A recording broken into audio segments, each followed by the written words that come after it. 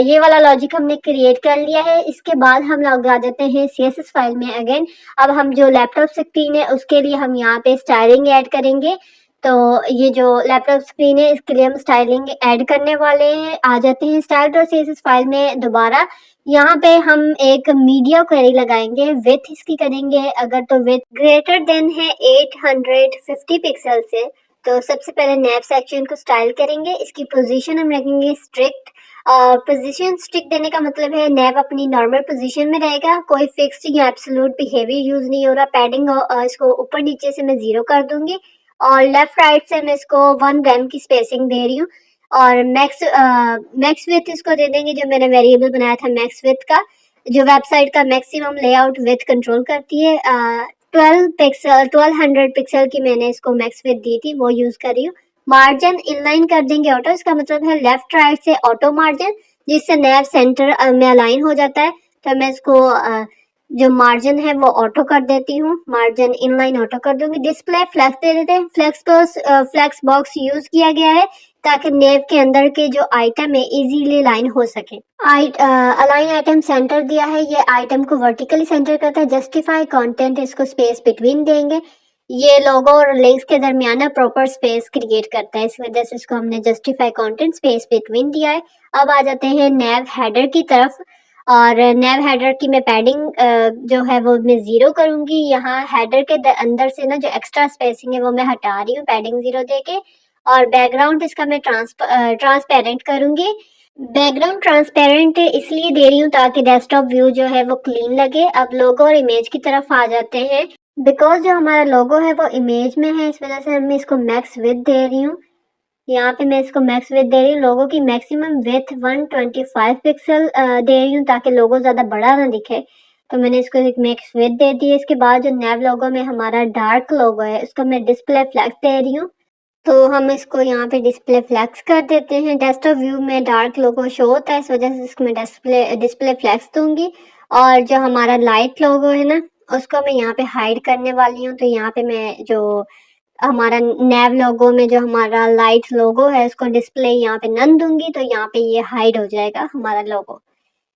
तो यहाँ पे हम लोग लिख लेते हैं नैव लोगो लाइट लोगो डॉट लाइट लोगो डिस्प्ले नन। तो अब देखें तो ये हाइड हो जाएगा, तो ये हाइड हो गया है प्रॉपर्ली। अब आ जाते हैं नेविगेशन लिंक्स कंटेनर पर। हम इसको पोजीशन लिंक जो हमारी नैव लिंक्स हैं इनको पोजीशन देंगे स्टैटिक, और नेविगेशन अपनी नॉर्मल पोजीशन पर रहेंगे। तो हम इसको पोजीशन दे देते हैं स्टैटिक। इनहेरिट लिख हो गया, ये मिस्टेक, इसको हम यहाँ से रिमूव करके स्टैटिक कर देंगे। और विथ इसको देंगे फिट कंटेंट। जो विथ है वो कंटेंट के हिसाब से एडजस्ट होती है, इस वजह से हम इसको फिट कंटेंट दे देंगे तो ये एडजस्ट हो जाएगी। पैडिंग 0 देंगे, कोई एक्स्ट्रा पैडिंग यूज नहीं कर रही। और इसको फ्लेक्स डायरेक्शन है जो वो हम इसका रो करेंगे, हॉरिजॉन्टली लाइन में आ जाएंगे। और बैकग्राउंड इसका ट्रांसपेरेंट कर दूंगी। बैकग्राउंड कलर रिमूव कर दिया गया है यहाँ पे। ट्रांसफॉर्म यहाँ पे नन कर दूंगी, जो मोबाइल एनिमेशन है यहाँ पे डिसेबल कर दूंगी। और उसके बाद यहाँ पे नैव लिंक्स के अंदर ना इसको रिफ्रेश करते हैं और यहाँ पे दोबारा आ जाते हैं। और यहाँ पे जो नैव लिंक्स है ना उसके अंदर उसका जो एंकर टैग है उसका हम जो फॉन्ट वेट है वो 600 कर देंगे। लिंक्स थोड़ी बोल्ड कर देंगे ताकि क्लियरली विजिबल हो। और इसका जो कलर है वो मैं टेक्स्ट डार्क कर दूंगी, ये ब्लैक कलर है जो मैंने वेरिएबल में स्टोर किया हुआ है। अब इस पे एक होवर इफेक्ट लगाएंगे कि जैसे ही लिंक्स पे होवर किया जाए तो इसका जो कलर है वो यहाँ पे चेंज हो जाए। और मैं इसका कलर कर दूंगी प्राइमरी कलर, जो हमारा वेरिएबल है प्राइमरी कलर के नाम से। अब चलते हैं स्क्रीन पे और अपना थोड़ा सा जो होवर इफेक्ट है ना लिंक्स का वो देख लेते हैं। तो ये देखिए कितना ये जो जब हम होवर कर रहे हैं तो इसका कलर चेंज हो जाता है। अब आ जाते हैं हेडर इमेज पे। जो हमारी हेडर की इमेज है उसकी मार्जिन हम टॉप करेंगे 0, क्योंकि जब हमने मोबाइल स्क्रीन पे स्टाइल किया था तो हमने इसको मार्जिन 5 एम की दी थी आई थिंक सो। इमेज के ऊपर से मार्जिन हटा देंगे यहाँ से डेस्कटॉप स्क्रीन से, और इसको मैक्स विथ देंगे 700 पिक्सल की। इमेज की जो मैक्सिमम विड्थ है वो 700 हो जाएगी। और मार्जिन इनलाइन इसकी ऑटो कर देंगे। इमेज हॉरिजॉन्टली सेंटर में अलाइन हो जाएगी। अब हेडर को स्टाइल कर लेते हैं। हेड यहाँ पे ग्रिड टेम्पलेट कॉलम हम कर देंगे इसका रिपीट 2 और 1 FR। हेडर 2 इक्वल कॉलम्स में डिवाइड हो जाएगा इससे, तो हम इसको 1 FR कर देंगे, स्पेस 1 FR। और इसका जो अलाइन आइटम है वो सेंटर कर देंगे। कंटेंट और इमेज वर्टिकली सेंटर में हो जाएंगे। यहाँ बेस लाइन लिख दिया, यहाँ पे हम लिखेंगे सेंटर।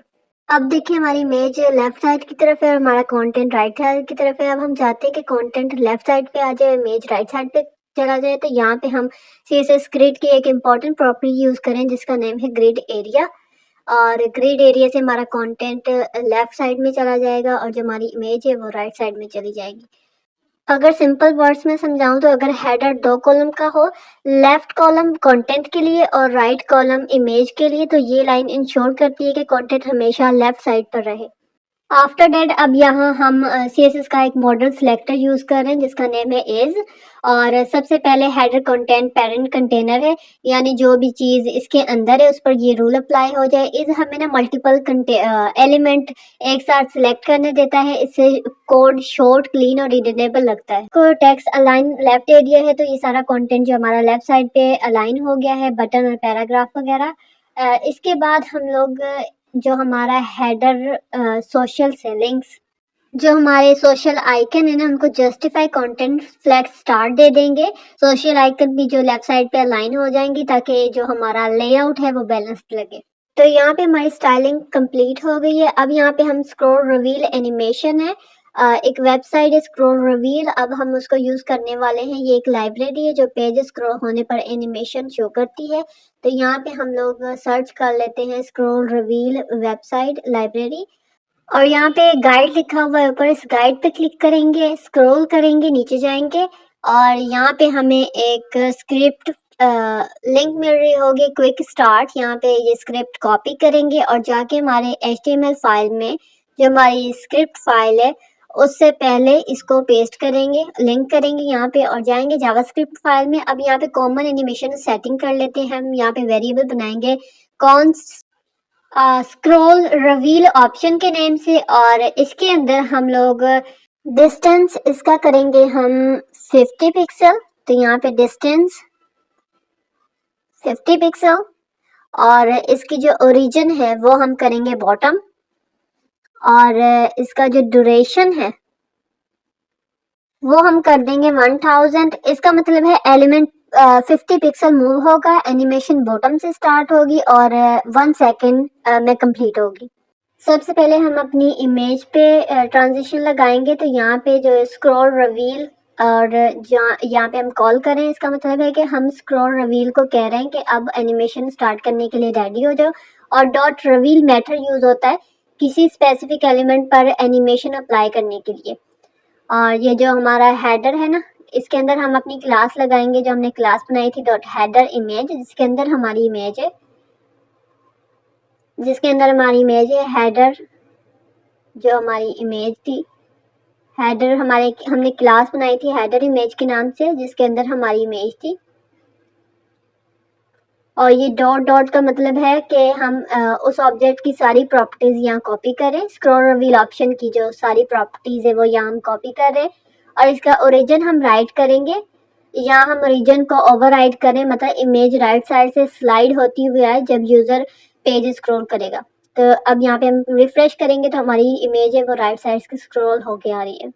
इसके बाद जो हमारा टेक्स्ट है उसको 1 बाय 1 हम डिले के साथ एनिमेट करेंगे। तो इसी चीज़ को हम यहाँ से कॉपी करते हैं और नीचे इसको ना कंट्रोल शिफ्ट और डाउन एरो के साथ हम इसको कॉपी कर लेंगे 4-5 टाइम।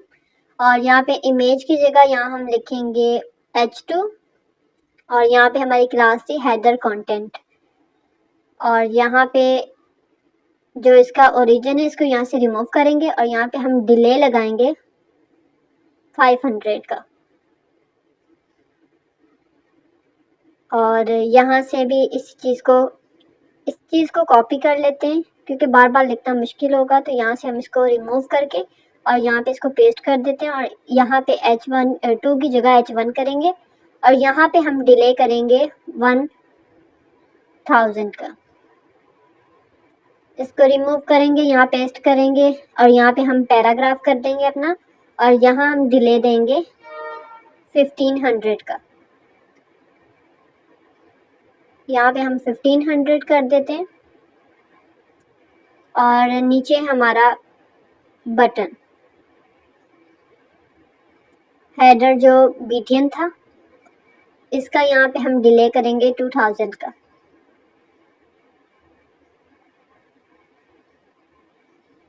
और यहाँ पे हमारी सोशल लिंक्स जो हमारे आइकन थे फेसबुक, सोशल, ट्विटर और इंस्टाग्राम, और इनका हम डिले करेंगे 2500 का।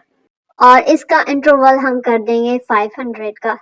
यहाँ सोशल जो लिंक्स है एक एक करके ना एनिमेट होंगी, हर आइकन के दरमियान 5 ms का गैप होगा। तो रिफ्रेश करेंगे तो ये देखें एनिमेट होके आ रही है विद डिले, और हर एलिमेंट थोड़ी सी डिले के बाद अपीयर होगा जिससे स्मूथ ट्रांजिशन इफेक्ट मिल रहा है। ये देखें थोड़ी थोड़ी देर बाद अपीयर हो रहा है और इससे स्मूथ ट्रांजिशन हमें दिख रही है। तो हमारी वेबसाइट कंप्लीट हो गई है यहाँ पे। तो ये रहा हमारा मोबाइल प्रीव्यू विथ एनिमेशन, और इसको रिफ्रेश करके दिखाती हूँ कि एनिमेशन कैसे वर्क कर रही है। तो ये कुछ डिले के बाद यहाँ पे अपीयर होती है, और ये जो हमारा मेन्यू बार है, इसके बाद मैं आपको इसकी स्क्रीन बड़ी करके दिखाती हूँ।